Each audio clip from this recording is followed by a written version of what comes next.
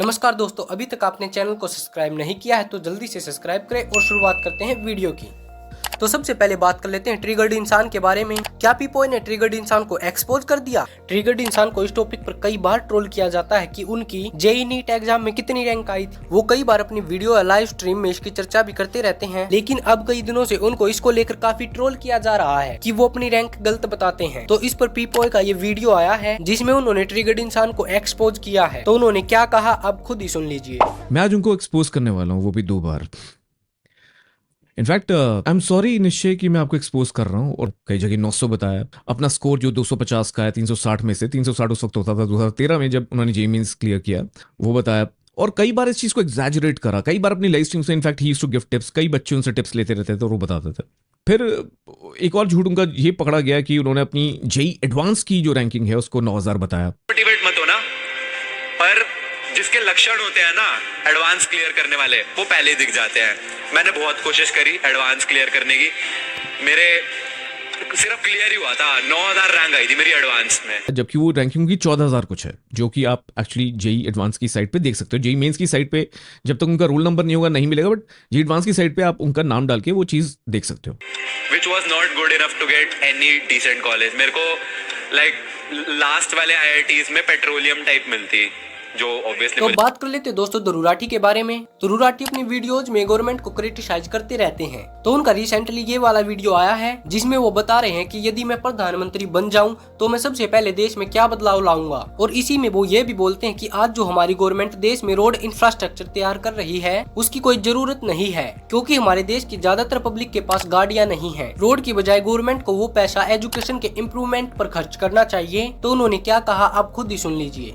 18 में हुआ करता था। इसके अलावा कुछ पैसा बजट की रीएलोकेशन से आएगा। हाईवेज बनाने पर हमारी सरकार ऑलमोस्ट 2 लाख करोड़ रुपए खर्च करती है, जबकि इस आर्टिकल को देखिए। NFHS सर्वे के अनुसार सिर्फ 8% इंडियन परिवारों के पास गाड़ियां हैं। 50% लोग हमारे देश में अभी भी साइकिलों का, बाइक्स का या स्कूटर्स का इस्तेमाल करते हैं। सिर्फ 8% लोगों के फायदे के लिए यहाँ पर क्यों पैसा खर्च किया जा रहा है? इससे बेहतर है इस पैसे को एजुकेशन में लगाया जाए। वैसे भी इतने बड़े बड़े हाईवेज बनाना और ये कार बेस्ड इंफ्रास्ट्रक्चर बनाना हमारे शहरों में, मैं इसके सख्त खिलाफ रहा हूं और इस चीज को मैंने एक्सप्लेन किया है इस वाले वीडियो में जाकर। तो बात कर लेते हैं दोस्तों बिग बॉस के बारे में। तो इस हफ्ते बिग बॉस में से शिवानी कुमारी और नीरज भाई में से कोई एक एलिमिनेट होना था। उन दोनों में से नीरज भाई एलिमिनेट हुए हैं। हमारे सामने उनकी कई ऐसी क्लिप आई थी जिसमें वो बिग बॉस को कह रहे थे कि हमारे लिए कम से कम खाने की तो अच्छी व्यवस्था होनी ही चाहिए, लेकिन अब वो बिग बॉस से बाहर आ गए हैं और उनका इस पर फर्स्ट रिएक्शन आया है। क्या आपको पता है मैं बिग बॉस के घर से एलिमिनेट हो गया हूँ? तो जैसे मैं अपने दोस्तों के साथ, अपने घर वालों के साथ, जैसे मैं अपने घर पे रहता था, वैसे ही मैं इस बिग बॉस के घर में भी रहा हूँ। सबके साथ हंस बोल के बात करना, अपने आसपास के माहौल को खुशहाल करना, किसी भी प्रॉब्लम का हल लड़कर या गुस्सा करके नहीं, बल्कि उसको समझा कर और प्यार से करना, क्योंकि दोस्तों प्यार में बहुत ताकत होती है। मेरा मोटिव बस यही था कि बिग बॉस जैसा बड़ा शो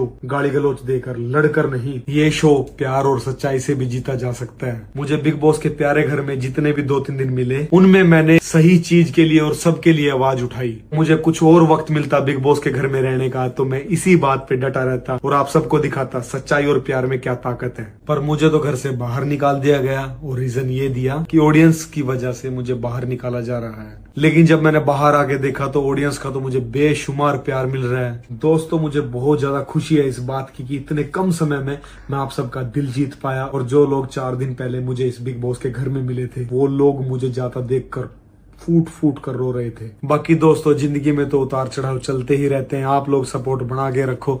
राम राम, जय हिंद, जय भारत। तो अब बात कर लेते हैं दोस्तों सोनाक्षी सिन्हा के बारे में। एक्ट्रेस सोनाक्षी सिन्हा की शादी जहीर इकबाल से हुई है। जहीर जो कि मुस्लिम रिलीजन को फॉलो करते हैं। सोनाक्षी और जहीर एक दूसरे को 7 साल से डेट कर रहे थे, लेकिन फिलहाल उनकी शादी को लेकर काफी डिबेट हो रही थी कि मैरिज के बाद सोनाक्षी अपना धर्म परिवर्तन कर लेगी। लेकिन उनका एक वीडियो सामने आया है जिसमें सोनाक्षी और जहीर हिंदू परंपरा से शादी करते नजर आ रहे हैं।